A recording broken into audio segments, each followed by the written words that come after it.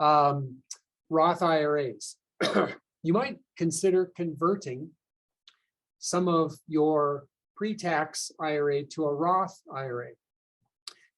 If you're in a artificially low bracket at this time of the year or at this time, by doing that, you are paying a lower tax rate on dollars that you're converting into a Roth. This is especially good for clients that may have retired early. So they retired in their early 60s and have not yet started Social Security. So they're in a window of time where they have, like Steve said, an artificially low taxable income. And by converting some money into the Roth, you're paying taxes at a lower rate. Then you're also locking in this tax-free growth inside of a Roth IRA. It's a great way to do things.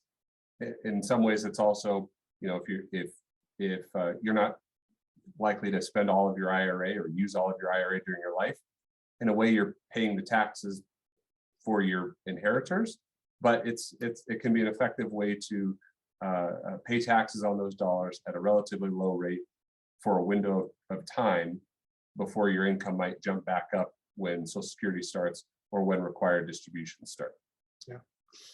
Another thing to consider, if you have children that you obviously love or grandchildren that we all love, consider helping them get started with a Roth. So what's the advantage? Well, the advantage is every dollar that goes into that account earns tax-free forever. And yes, you'll hear people talk about they're going to take away that benefit as well. I don't think so. Congress has enough political power to make that dramatic of a change.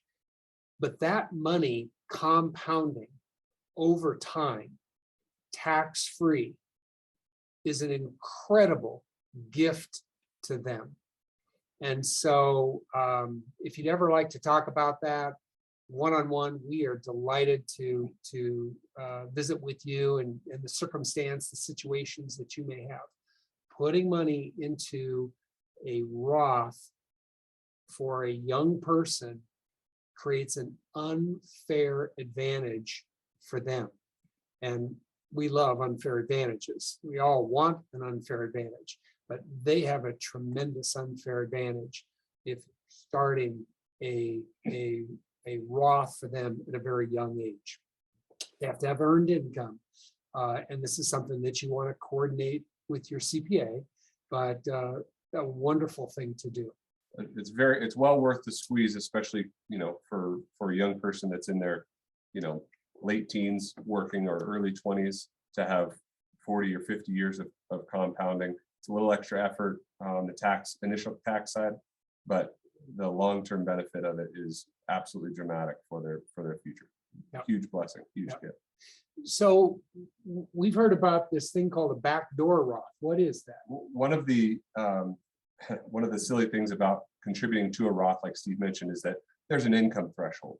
So you can contribute to a Roth just like adding to any other account up to a certain limit, but you have to have income below about $210,000 as a couple, and I think it's about 140 single. And it has to be earned income. So if you're retired and thinking, gee, I want to do a backdoor Roth, unfortunately, the laws don't permit you to contribute if you have unearned income. Right.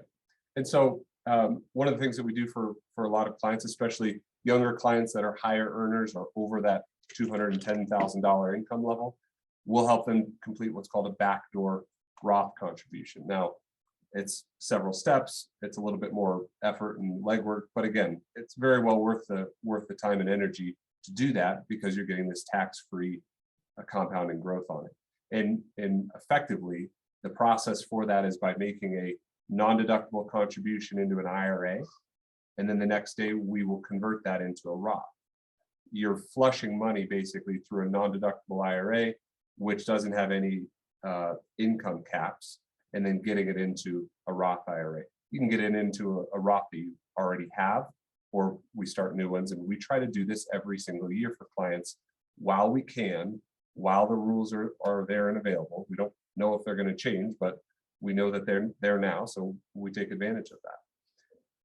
One of the, let me put it this way, it's not possible in all situations for clients that already have existing IRAs.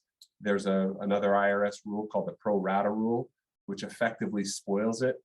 I won't go into the detail of it because it makes my head spin and it will certainly confuse things. But if you don't have an IRA, then making a backdoor Roth as a young person, higher earning, makes a ton of sense. So grandkids or kids makes a ton of sense. Even people in their late 40s and 50s, the benefit of tax-free growth in a Roth is undeniable. So that's something that we do for clients. But again, if you do have an existing IRA, that can kind of spoil the ability to do a backdoor Roth if you're making over $210,000 as a couple. So wonderful advantage, tax-free compounding forever.